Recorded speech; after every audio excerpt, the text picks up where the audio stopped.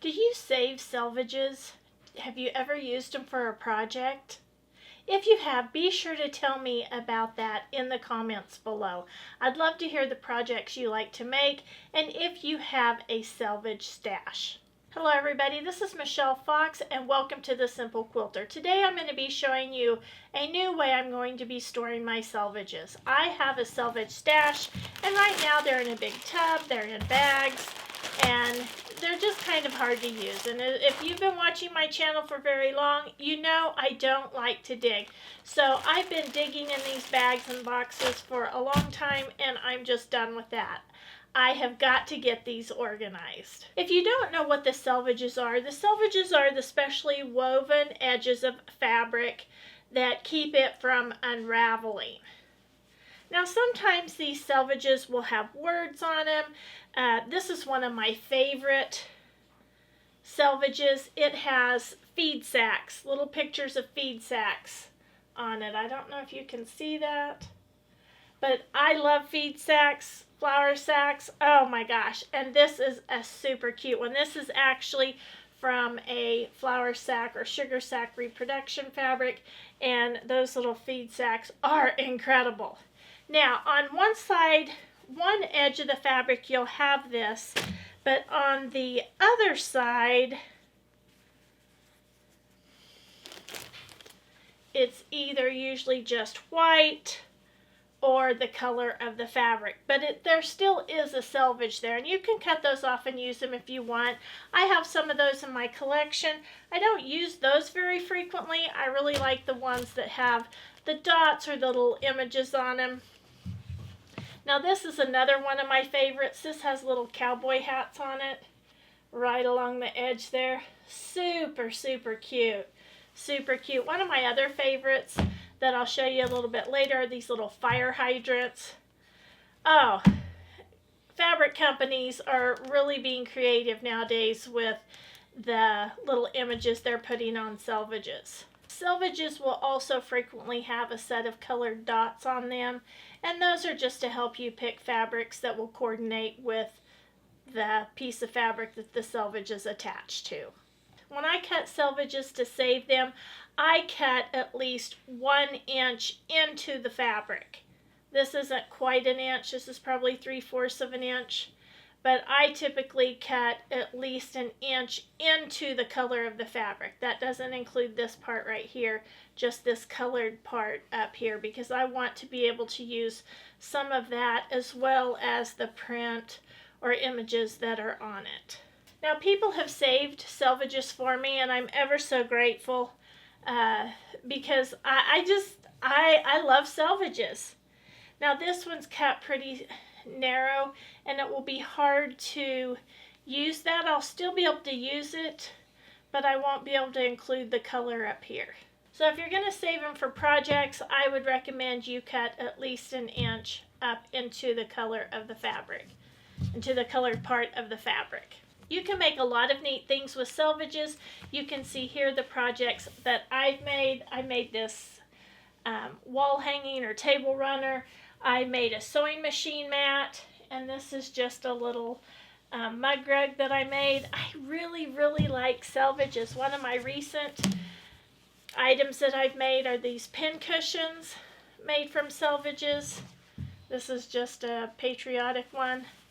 I don't think I've shown this one before, but this is just a long pin cushion that I put in front of my sewing machine, and it's made of selvages. But I really think the selvages add a lot of interest to a project.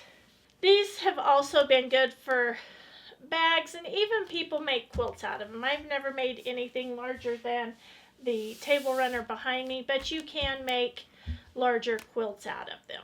In the comments below, if you've washed projects that you've made with selvages, could you tell me what happened? I do not pre-wash my fabrics before I use them to make salvage projects, and I've always heard that these will shrink up at a different rate. I don't know that for a fact, but this is some fabric that I've recently pre-washed, and I don't know that it's shrunk up, that the selvages are shrunk up any more than the other fabric. they still pressed out pretty nice. So I don't know, you'll have to experiment and use your own judgment on that. If you have any comments about how the selvages may or may not shrink, if you have had experience with that, please be sure to tell us in the comments below how that worked out for you. During the after Christmas sales, I bought a new Sterlite container. It was new to me, and in this picture you can see what the Sterlite container looks like. This is an ornament container. It has a lid that flips down and latches, and it has 32 compartments. It comes with a bunch of different dividers, so you can actually put as many dividers in as you need.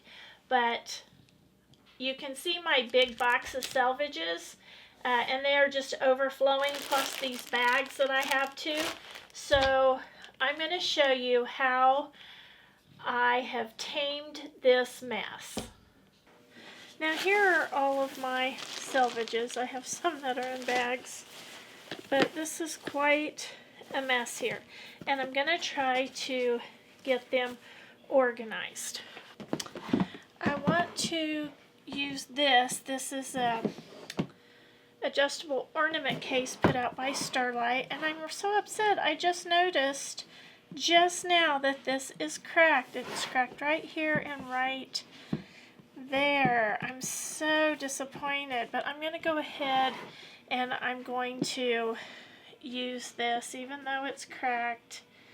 Now this has 32 spaces if you want, but I'm going to break it down to just 12, and I'm going to try to put one color in each. So I'm going to sort all of the strips by color, and I think I may save a space for Christmas, maybe 4th of July. I'm not absolutely for sure yet, but I know I'm going to put Christmas separate. So I'm just going to start taking these out and laying them out according to color. And I'm going to make two piles for each color. So this doesn't have any writing on it, so that's going to be the white with no color. Now here's a green, here's a gray. These are grays with no color, with no writing on them. Here's a gray with no writing. But see, here's a black and it has writing. So I'm going to have black with writing and black without writing. I'm going to categorize this as a blue. These are both oranges with no writing. Now see, here's a gray with writing. So I'll put that under the gray with no writing. This is a green with no writing. So I'll put that there. There's a black with no writing. And another gray with writing. And I'm just going to do that for all of the colors. Now this is going to be my Christmas pile. Alright, I've been working at it for a little while and I have quite a few sorted, and I want to just show you what I'm doing. I'm just taking a small bundle of them, setting them to the side, and then I'm just sorting them just little bundles at a time. This is multicolor, but the dominant color in here is blue, so I'm going to put this in the blue pile.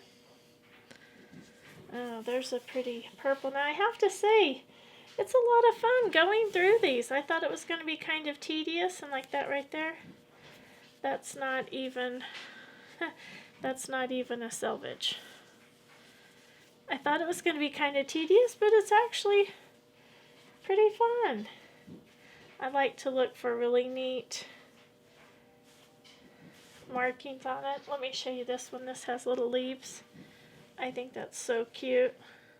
Now I have to tell you, this has been so much fun. You can see they're all sorted. I did keep the flannel selvages separate, but I was just going to do 12 compartments, but then I changed my mind because this is all I had in the purple, And so I'm going to use some of the smaller ones. Now, I did separate these out. So here are Selvages, the purple Selvages with writing. And I just put those in there. And here are purple Selvages without writing. Then I'm going to do the same thing for the pink. Here are my pink Selvages. I'm just going to kind of fold those up so that will fit. And then here are the pink Selvages that don't have the writing. This was so much fun to go through all of these. Super, super fun. And I think this tub is the perfect way to store them. Now you can see here I had a ton of blues. These are all blues with writing on them. I wanted to show you a few of these cute selvages. Look at these butterflies.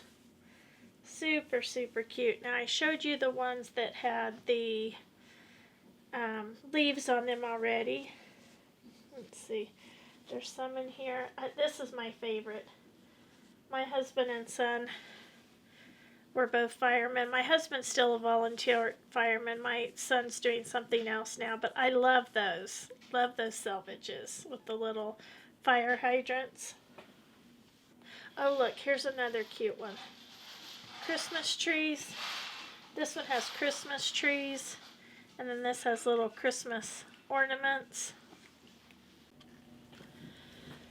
Now the Christmas ones, I did decide to keep those separate, so I'm going to put those in a little baggie. And then I actually ended up having quite a few patriotic. I love patriotic fabrics, so I'm going to put those in another bag.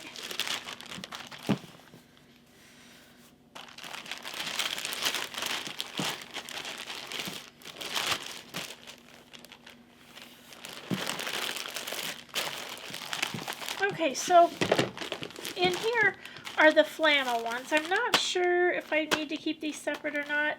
And in the bottom here, just a couple of projects I had started. I'm going to leave those in there because I might be able to finish those. But I'm going to put these in here.